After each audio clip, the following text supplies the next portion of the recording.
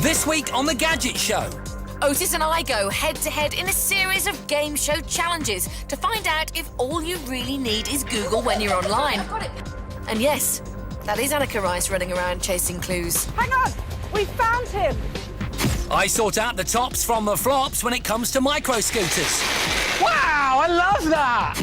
Otis travels to Ibiza to check out the very best DJ gadgets with the help of superstar DJ Judge Jules. And pay attention because we launch our search for the gadget of the decade, and we want your help to choose the winner.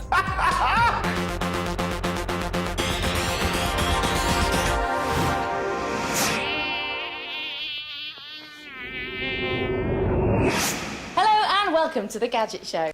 This week's challenge came about when Otis, Susie and I were having our lunch last week, didn't it? Yep. We had an idea in the restaurant, and the best way for you to understand this week's challenge is for us to reconstruct that conversation in the restaurant.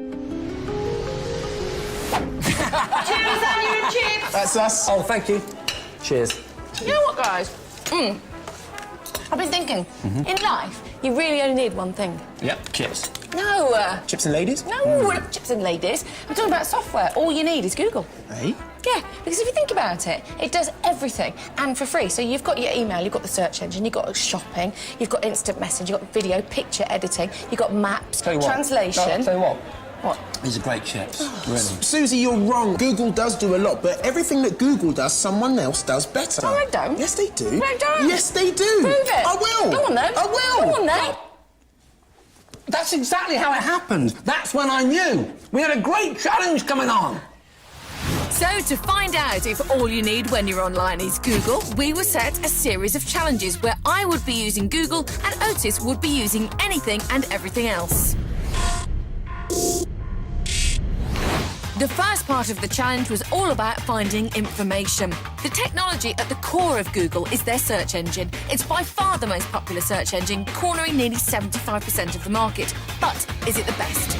All right, then. I mean, apart from you, who doesn't Google? It's so simple. My mum Googles, my cat can Google. Listen, you only use Google because it's the biggest. And you see, this is the problem, Susie. People are so busy using the site du jour that they're unaware that there may be smaller, better sites out there. Google's got the biggest index of web pages in the world. There are literally billions to choose from and more added every day. And you can search in the blink of an eye. OK, well, if that's your argument... What are you doing? Blinking my eyes. Well, if that's your argument, why not use one of the meta search engines, which compiles its data from loads of search engines, including Google? Because it takes ages. Oh, what, 2 seconds? Yeah, 2 seconds. I could be drinking a cup of coffee, eating a piece of cake, riding a motorbike, riding a horse. Well, I thought I'd found a search engine which could be a true rival to Google. Microsoft's new site, Bing. It does everything that Google does, and it's got a few tricks up its sleeve. And I think it's going to help me win the challenge. To find out, we put our choices to the test in the ultimate battle of knowledge, a high-pressure quiz. Welcome to Masterfind. Our first contestant is Susie Perry, working with Google. Our second contestant is Otis Dealey, working with Bing. Now, today we're going to be deviating slightly from what you might expect, in that you'll both be answering the same questions in order for us fairly to test your chosen search engines against each other. Now, Mr. Dealey, would you kindly don the rather nice pair of noise-cancelling headphones while Ms. Perry takes the floor? With headphones and a blindfold on, I would be oblivious to Susie's answers. Susie and Google, your time starts now. It may be cold and dark in our Masterfind studio, but what's the weather in London? On Google, weather comes up as an instant forecast rather than a link, and it was fast. It's sunny and cloudy with a little bit of rain. Correct. What's the population of Rome? The top link from Google took me to a population count from this year. 2,656,000. Correct. You may have heard of Hello Kitty, the inexplicably popular cartoon kitten, but does she have any siblings? Some popular searches will reveal deep links, links that point to a specific page within a site. She's got a twin sister called Mimi. Correct. What's the weather going to be in London tomorrow? John had already checked the weather with the Met Office, so mine had better be accurate. Exactly the same as today. Excellent. Who won the Women's Football World Cup in 1999? Searching the 99 World Cup using Google's handy timeline option took me straight to the answer. United States of America. Correct. Thank you, Susie. Would you please take your seat and the noise-cancelling headphones? Now, Otis and Bing, would you please take your seat? Come on, Bing. Bing has a number of different features to Google, including the ability to preview the content of sites to help you quickly find what you're looking for. Your time starts now. It may be cold and dark in our Masterfind studio, but what's the weather in London? The weather on Bing came up as an instant answer, with more details than Google. It will be cloudy with some rain, with a southwesterly wind of 17 miles per hour. Most comprehensive. What's the population of Rome? This also came up as an instant answer, but it wasn't as up-to-date as Susie's. 2,553,873 people. That's correct if you're going off the 2005 census. You may have heard of Hello Kitty, the inexplicably popular cartoon Kitten. Does she have any siblings? Like Google, Bing showed Hello Kitty's site with deep links, but not as the first option. Instead, it was sitting under image results and surrounded by a distracting amount of related searches and sponsored sites, which slowed me right down. I believe she has a twin sister called Mimi. Correct! Very good. What's the weather? I've started, so I'll finish. What's the weather going to be in London tomorrow? Bing saves previous searches, so I could easily bring up the weather again and find tomorrow's forecast. Tomorrow is going to be cloudy with some rain. Correct. I'd got the London weather right, but my searches had taken longer than Susie's and I never got to the last question. Susie, you get 5 points. Otis, you only get 3 points, meaning that Susie and Google are the winners. I tell you what, though, I liked a bit of Bing. I thought Bing was an interesting thing. Sometimes you had to be very specific in order to get your answer. In the question that you asked it? Yes. Yes, but you did get some detailed answers. For You did. example, the weather was much better than the Google weather, for example. But you won overall, and that's significant. I mean, it's amazing. You know, Google aren't the biggest media corporation on the planet for nothing, are they? It's so easy to use as well, isn't It's it? part of everyday life, Google. However, it is only the first part Yes, of it the is. challenge. You Yeah. haven't won the whole thing yet, Susie. Not yet. There's more of our Google challenge coming up later, but right now it's time for a break. Well, it is. After which, Otis hooks up with Judge Jules to test the very best DJ gadgets.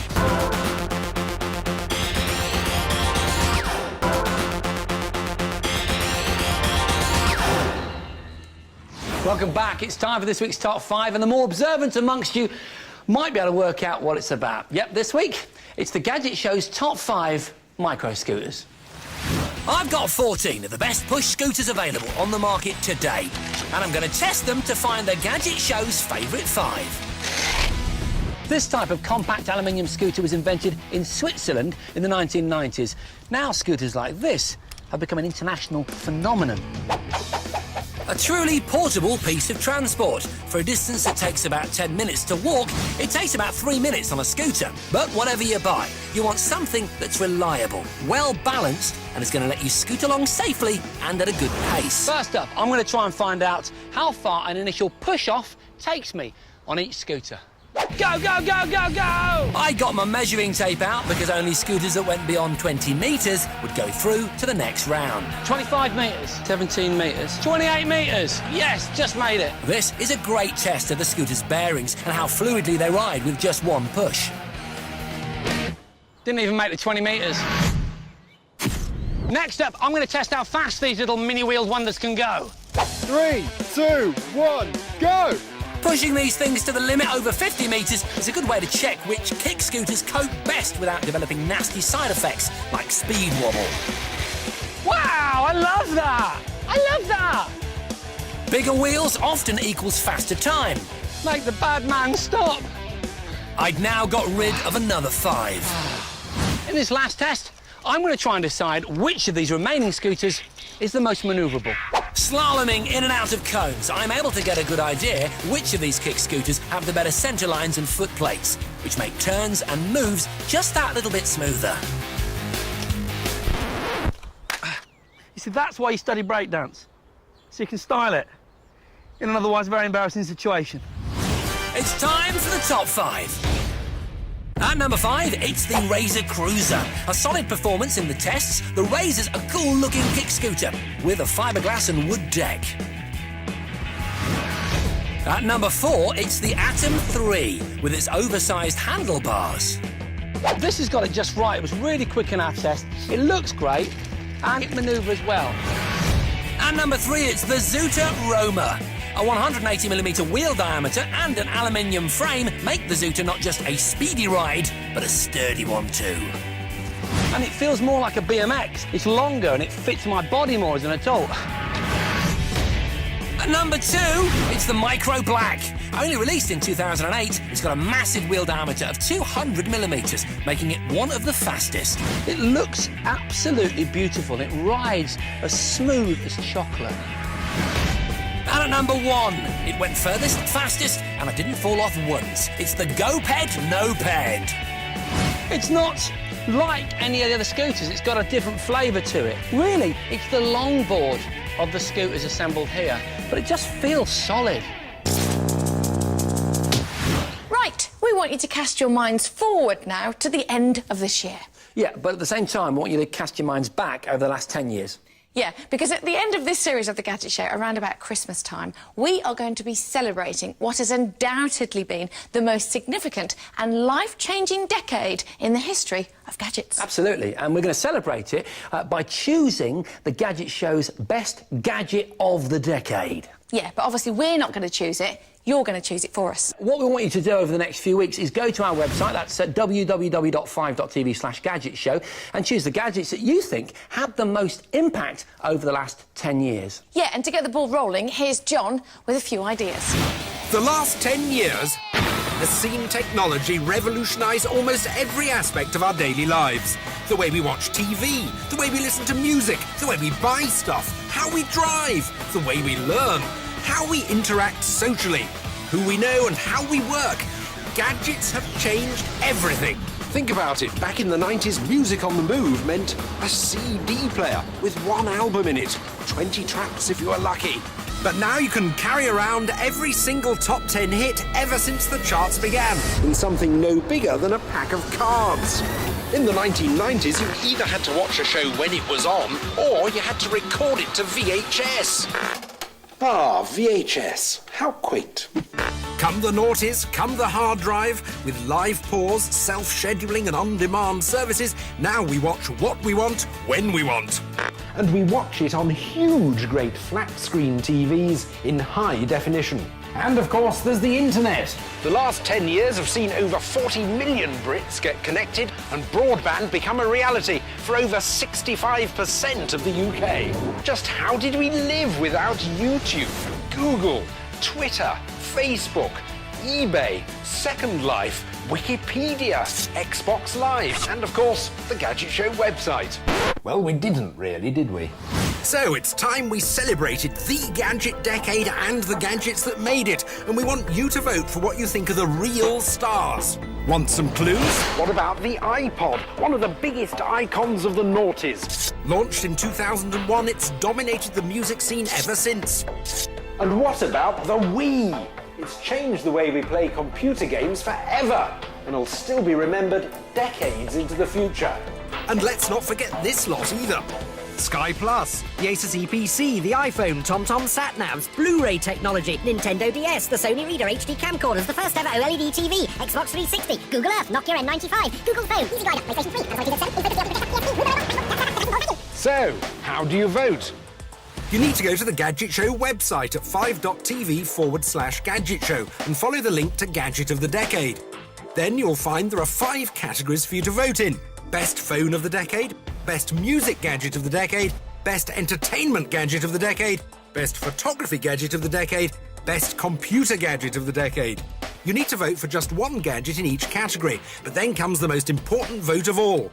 Out of every single gadget that you can vote for in all the categories, we want you to vote for the one outstanding bit of tech that you believe is the gadget of the decade.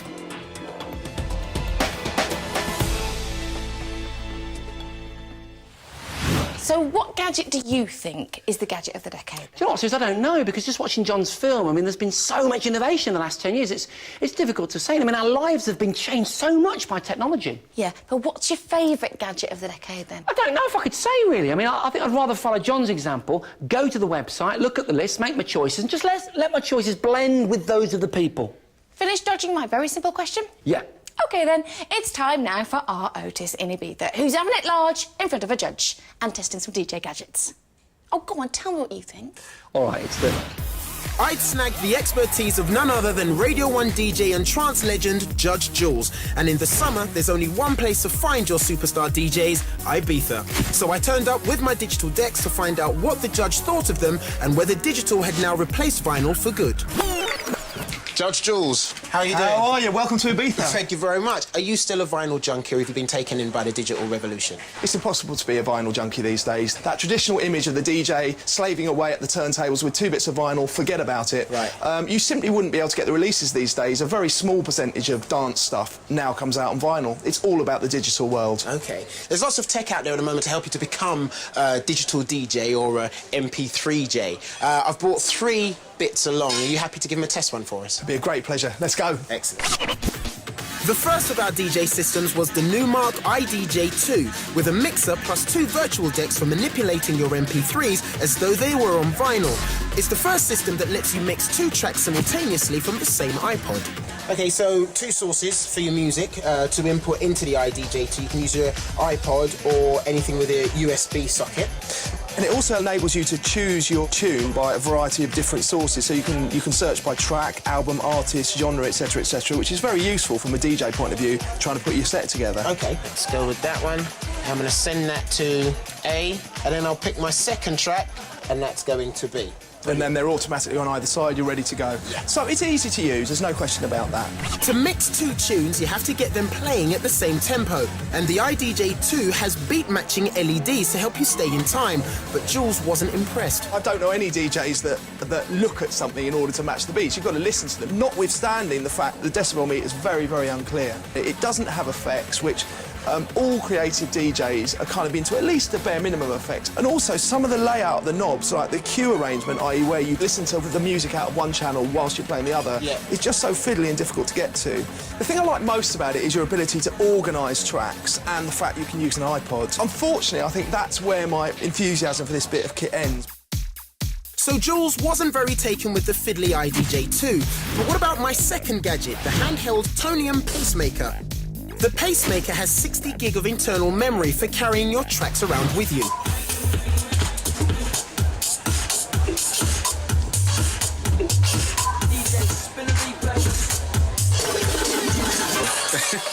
The Pacemaker doesn't have 2 decks, but instead uses a slider to switch between each track, and a touchpad to control the menu and effects. It's simple enough to use without headphones, and it has a really handy auto beat match function.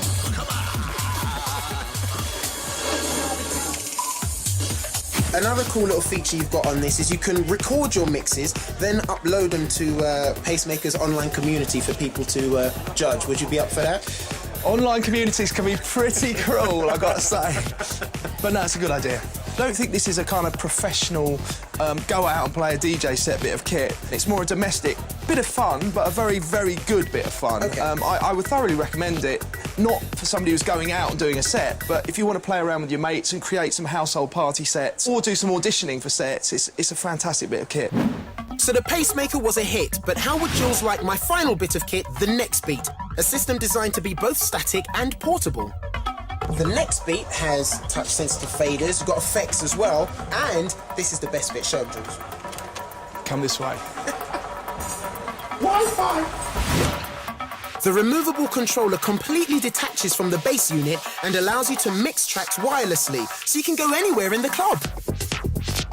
It's like hanging with the Pied Piper of DJs. Everywhere he goes, music and party people follow. It's pretty obvious I like this one. It's a fantastic innovation which gives you the freedom to not just spin tracks, but to really perform.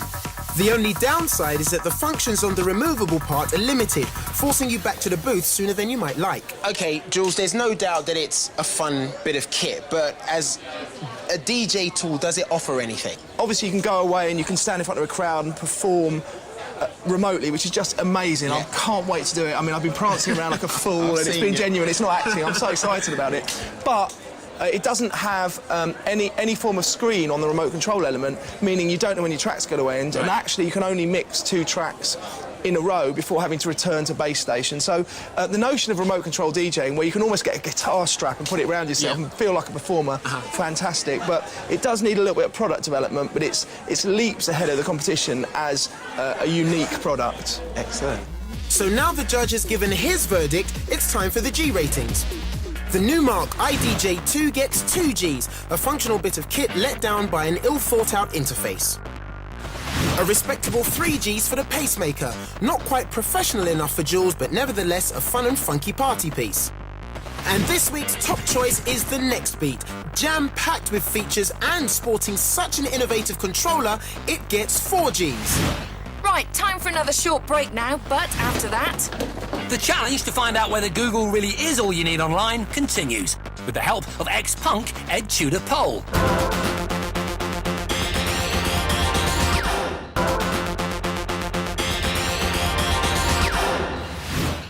Welcome back. Now it's time to return to our challenge, in which we're trying to find out whether Google can run your life online.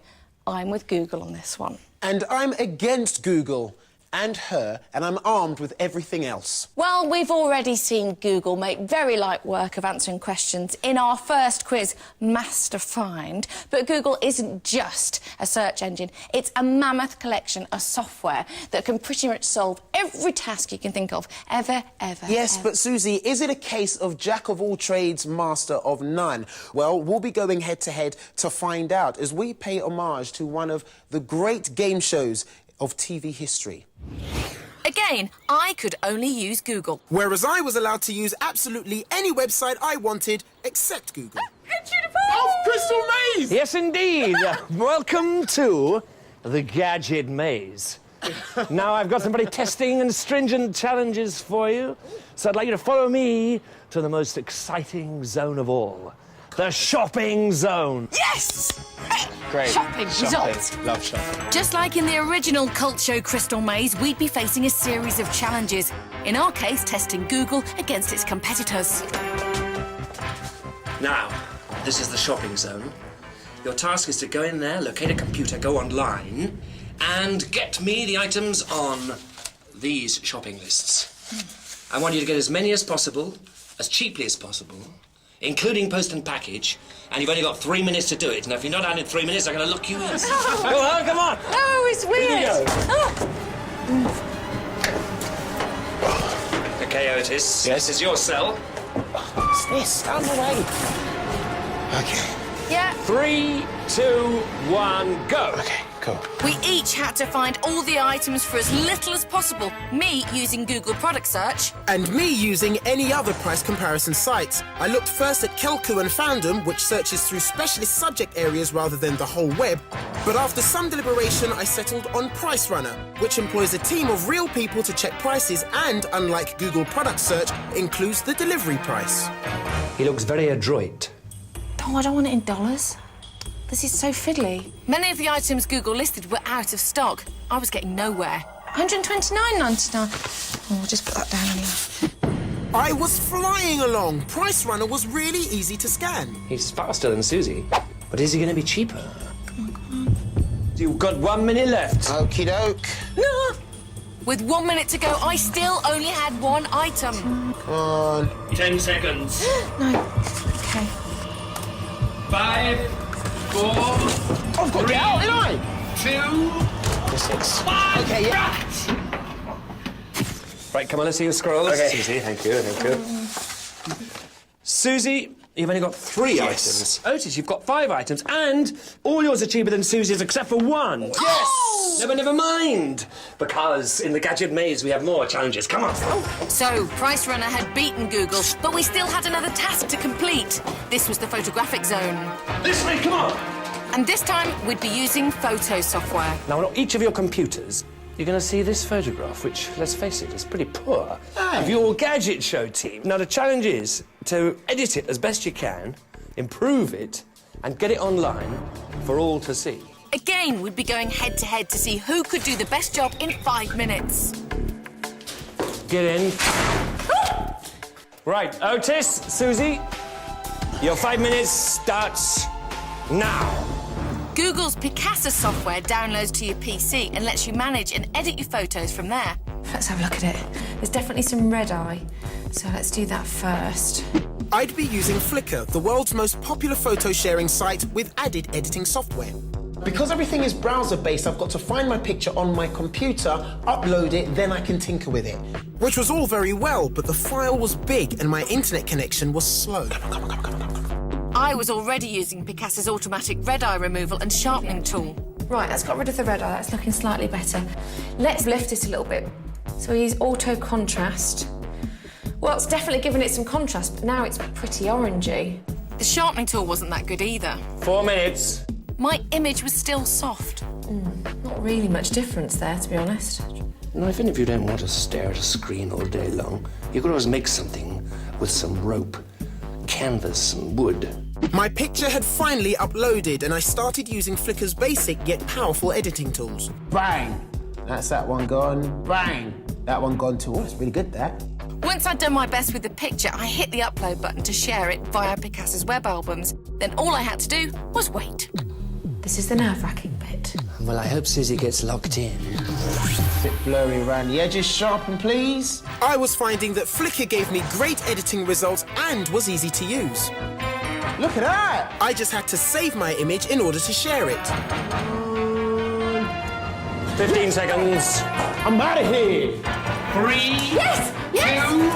Well done.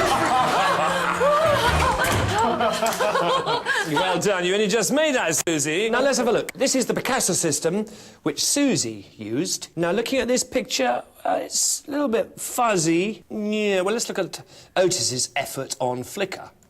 Well, look, that's plain to see. It's so much more vivid. Yeah, the light's better on this bloke's glasses. Jason.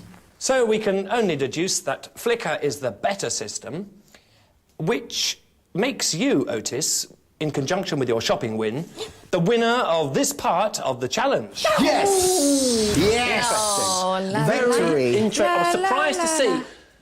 I was surprised to see Flickr performing so well in that task. Yep, dead simple to use, and the results, as you can see, were far superior to Google's Picasa. All right. Far superior. Sorry, I thought... Listen, maybe it's because 1-1. I feel your confidence, but trust me, she can pull it out of the bag at the last minute. Yeah, but I've got momentum Trust me. now. I know that, but I've got experience in this. Trust me. OK. She's not out yet. OK, now it's time for this week's competition. I've got a feeling that you are going to be extremely interested in this week's prize fund. She's not wrong, because this is a very special one. Special because this man here, the UK's #1 tech head, has personally chosen every prize in the fund. Yeah, I have. It's been great! I got to choose 50 of my favourite gadgets from the Gadget Show to give you a chance to win them all, OK? Yeah. And if you are the lucky winner, you'll get to come in, meet the entire team, and then I'll personally take you around all the gadgets and explain exactly why I chose them. And to give you the lowdown, here's the man himself. So you could win a 50-inch Pioneer Plasma TV, a 40-inch Samsung LED TV, a 20-inch LCD TV, an in-focus DLP projector, a PSP Go as soon as possible after launch, a new PS3 plus 5 games including Batman Arkham Asylum, Dirt 2 and the Beatles Rock Band when released, an Xbox 360, a year's free subscription to Xbox Live plus 5 games including Gears of War 2, Modern Warfare 2 and Alan Wake when released.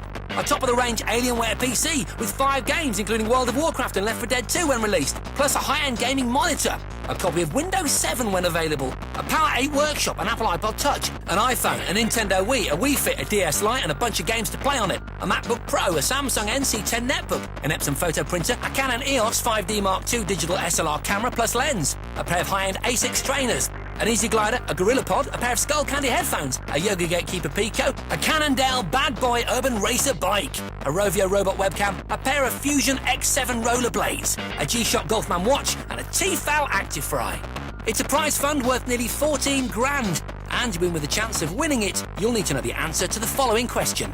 What name is superstar DJ Fatboy Slim also known by? Is it A, Carl Cox, B, Pete Tong, or C, Norman Cook? To enter, call 0904 1616555 or text A, B or C to 63555. Calls cost £1.50 from a BT landline. Calls from other networks may vary, and from mobiles will cost considerably more. Text costs £1.50 plus one message at standard network rate. For rules, go to 5.tv/win. Lines close at midday on Monday, September the 21st, and of course, we'll show you the question again at the end of the show. Good luck. Now, it's time for the Wall of Fame.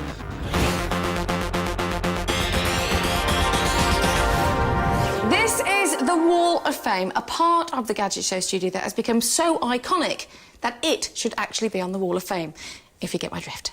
Wow, that's quite deep. Basically, the most iconic gadgets of all time end up on this wall. So now it's time to play another round of Tech Idol and slap another classic on the wall. And this week, it's the battle of the online multiplayer gaming greats. It's World of Warcraft versus Counter-Strike. Drop and give me 10. This is all out war, and Jason is going to lose because the finest and most heroic online gaming experience has to be Counter-Strike. Let's face it, it was the first game to bring online multiplayer to the masses. Come on! This is too slow! Faster! It began in the late 90s when two college guys, Min Lee and Jess Cliff, who were both massive fans of Half-Life, decided they wanted to make their own first-person shooter. They got their hands on the software development kit for the game and got to work. After a couple of months locked in their dorm, Min and Jess had created a game that was so good that everybody wanted to play it. In fact, Valve, the company who made Half-Life, was so impressed that they marketed it as a game in its own right, called it Counter-Strike, and employed Min and Jess as full-time developers. Brilliant. Counter-Strike was an instant success and went on to sell millions of copies, and even now, at any given time, it's thought that over 100,000 people around the world are hooked up via the internet and playing with or against each other in Counter-Strike. Counter-Strike's popularity is down to the simplicity and utterly addictive gameplay. You either join the terrorist or counter-terrorist team, and then both teams set about trying to achieve their mission by taking down the opposition. And it's this simplicity and utterly addictive gameplay that makes it so awesome. 10 years on, Counter-Strike is still at the top, with professional leagues and teams all around the world. It's even reported that China use it to train their counter-terrorism police. Come on, take those terrorists down! Counter-Strike has defined gaming for a generation, and I'm certain that it's going to be played and updated for years to come. So, Sergeant Bentley, and this is a direct order. Make sure you put Counter-Strike on the Wall of Fame. Now! Please. Yeah, I love Counter-Strike. You know that, but I don't think it should win this week's Wall of Fame. That honour should go to the world's biggest massive multiplayer online role-playing game. The magical mystery tour de force that is World of Warcraft. Millions of players adore the world that the game has created, where you can cast spells, slay monsters, and engage in epic quests that can literally last for weeks. To its players, World of Warcraft isn't just a game, it's a way of life. Troll Juicer 149, great smite, and Goblin Muncher, lovely spell. World of Warcraft came about when games developer Blizzard decided they wanted to do something different with their Warcraft series. Their idea was to create an open and free-to-roam gaming environment where players could go where they wanted to go, do what they wanted to do, with thousands of simultaneous players from all over the world. It was unleashed upon the world on the 23rd of November 2004, selling 240,000 games on the first day, making World of Warcraft the fastest-selling online game in history. The experience of playing World of Warcraft is like no other gaming experience. It drags you in and enables the passage of time like no other thing in my life. I can play this game for a couple of days, only stopping for food and going to the toilet. In fact, sometimes... 5 years on, and World of Warcraft has over 11 million subscribers. And the latest expansion packs are the top 2 fastest-selling PC games of all time, shifting 2.4 million copies within 24 hours. World of Warcraft isn't just a game, it's a cult, a way of life, an ever-expanding universe. This magnificent and unique game is the perfect use of a wonderfully created and quite beautiful online gaming world. It has to be on the wall, John, and if it's not, I'll smite you with my Lich King sword. Yeah? All right, it's a piece of dowling, but it'll bruise you. Thank you very much. 2 brilliant pitches and a brilliant wall of fame, because Counter-Strike and World of Warcraft, they're both so evenly matched, yet so very different. With Counter-Strike, you've got that elegant simplicity. It's great for short, sharp shocks and quick gameplay with your mates, whereas World of Warcraft is that whole great sophisticated world that goes on when you're not there, but you can join it with a passion when you need to. Oh, this is a difficult decision. No, it's not. It is. It's easy. And I've made it. Oh, good. Because there is a clear winner. Obviously. And it is the World of Warcraft. Because popularity wins. No, you've made a mistake. It's actually made it across the divide from the world of gaming into the world of the mainstream. It's such a huge, big seller. It's revolutionised the economics of the gaming industry. Great choice. And for all those reasons, it deserves its place on the Gadget Show's Wall of Fame. Right, time now for the last break in this week's show. But after that, Otis and I settle our Google dispute once and for all with the Gadget game of Treasure Hunt. Vous vous retrouverez parmi les personnalités de marque.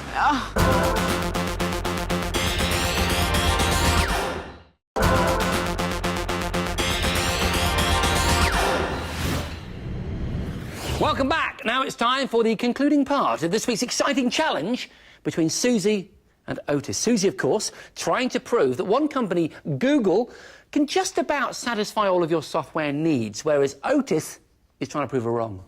Yes, and with one victory already to Google and one to everything else, it was all to play for in the final part of the challenge. And our theme of high drama would continue as the final challenge revolved around a head-to-head treasure hunt. This time, our game show challenge was a spoof of the 80s classic show Treasure Hunt. Our Gadget treasure hunt would involve solving 3 clues that would lead us across the taxing terrain of Birmingham. To solve them, I could only use Google. And I could use any software except Google. To make things worse, we were confined to our base. But to help, we'd have a runner each who we'd have to guide around the city. OK, so this is our base. We've got a laptop each, and allegedly, we've got runners. Yay! Look, Treasure Hunt legends. Oh, we're here. We're there. We're ready. We're seasoned treasure hunters. How is that fair? Now you're in trouble. Best friend, TV presenter and marathon runner, I know, that's Angelica unfair. Bell. You two Exactly. may have worked on the same show, but not at the same time. We've worked together. We are a team. We are one. We are not phased. Right, enough of the chit-chat. We've got a challenge to win. That's right. The sooner we start, the sooner we win. We'll be winning it. We'll be winning it. Thank you very much. You've got a lot to lose. Let's go. But all too soon, our runners were being whisked off to their starting destinations. It was time for the first clue. In Brindley Place, there is an eminent chap, but you'll only find him by using your map. Our first clue was clearly about navigation, so I chose multimap. I'm going to use directions now because I want to get to Brindley Place from where you are. And I'd obviously go with Google Maps, but I knew of a great little extra, Google Latitude. With your friend's permission, it can track their smartphone and pinpoint their location. As you can see, there she is. Whereas I had to do it the old-fashioned way. Start walking up Ellis Street, yeah? Ellis Street. Yeah, until you get to Brownsea Drive, and then take a left. Google's Street View was a massive help in pointing Annika the right way. If I just click on this little yellow man here and drag him over to where she says she is, and then I just put the man there and wait for it to load up, there you go. I can see the buildings that Annika can actually see. You need to turn to your left And head that way towards Broad Street. It's all working, Susie. It's genius. We're moving. Man, why did I go to the gym this morning? Annika arrived at Brindley Place first. Where's the eminent man? Hey! Hang on. We found him. Get the clue, get the clue! But would she be able to figure out the clue? Oh, it's in French. So I'm going to use the Google Quick Translator. Si vous entrez dans Ravenne, la tête haute, vous vous retrouvez. They parmi les personnalités de marque. Google translates 42 languages and can automatically detect the input language. It did a great job, but I didn't want Otis to catch a word. If you enter the arena head high, you'll be among the VIPs. So you've got to find an arena. Okay? National Indoor Arena. Should we go there? Right, I'm going to Google that. We'd found the arena, but we still had to decipher the parts about VIPs. There's some VIP boxes, so that's what it must mean about head high. Meanwhile, Angelica was playing catch-up. Oh my God, yeah, I got it. It's done. Thank you very much. Right, Otis, it's in French. Okay, right. Si vous entrez dans l'arène, la tête haute, vous. Angelica's rusty French skills weren't helping. Just put translate French into... No, you're not allowed to use Google. I've got one, darling. I've got one. Babelfish. Babelfish only translates 14 languages but has been around longer than Google Translate. But it got a little stuck on the phrase VIPs. Okay, it says if you enter the arena, the head high... Okay, if you enter the arena from head high... You will find yourselves among the personalities of Mark. What does that mean? I knew Team Susie had already figured out the destination, so I needed to get a move on. Come on. I'm going to Bing now, and then I'm going to do a search for arenas in Birmingham. Right, we're going. We're off. National Indoor Arena this way? Yeah, cool. With the clue partially translated, we'd made it to the arena, but the bad translation meant Annika had beaten us to it. Thanks to Google, we easily found the VIP boxes on the top floor of the arena. Ah! We've got it. Give us the next clue then. Get your little paws on it. Right. In the first chapter of Thomas Hardy's A Group of Noble Dames... In what kind of shop does Betty propose to Reynard? Find this out and you'll be in your element. It was a pretty cryptic clue, but I knew where to start. Google Books. This might give us an in. But Team Otis were hot on our heels as Angelica finally found the right box, just minutes behind Annika. Oh my God, I've got it. Cool, what is it? Angelica and I now had the last clue too, and I found the right book online at Project Gutenberg. Now I just had to find what kind of shop it was. I've got it. Page 11. Wait a minute, listen. They entered a jeweller's shop. So I'm going to Google Element Jeweller in Birmingham. Jelly! We'd both found the final location. It was Element Jewellers in Birmingham's Jewellery Quarter, and now it was a straight race to the finish. Where are you now? Okay, Edward Street, I'm on it now. Jewellery Quarter. Here we are. We were closing the gap. Angelica was running flat out. It was looking tight. You're so close. You're nearly there. This is Warstone's Lane. I'm on Warstone Lane. Yes. Okay, what are the street names coming up there? Oh, what's that ahead? Come on. You found it, Jelly? Number 3. It's number 3 down there. Come on, run. It's number 3. Nearly there. We're nearly there, because I can see number 1. Quick, it's really close behind you. Element! Right, just go in the shop. What does it say? Congratulations, you are the winner. Yes! The treasure hunters are victorious. We nearly did it. Congratulations, Susie. Congratulations, Google. Oh, absolutely. I think you're right. I mean, I think a lot of people will be really impressed at what you can draw on in the Google universe. Oh, I think it's amazing, isn't it? We didn't even talk about Google Docs. You didn't even go to the whole free word processor spreadsheet thing, you know? I mean, you didn't even need to, Suze, because you're still beaten. Yes. Yay. Okay, I was beaten, but there will be more challenges, and I will be victorious. Ah. We'll see you next time. Hey, see you next time, when he won't be victorious. Whatever. Next week, we have probably our most dramatic stunts ever. In a quest to use gadgets to gain superhero powers, Otis tries to make himself invisible, while Jason scales a 7-story building dressed only in green lycra. Come on, man, this is Captain Gecko.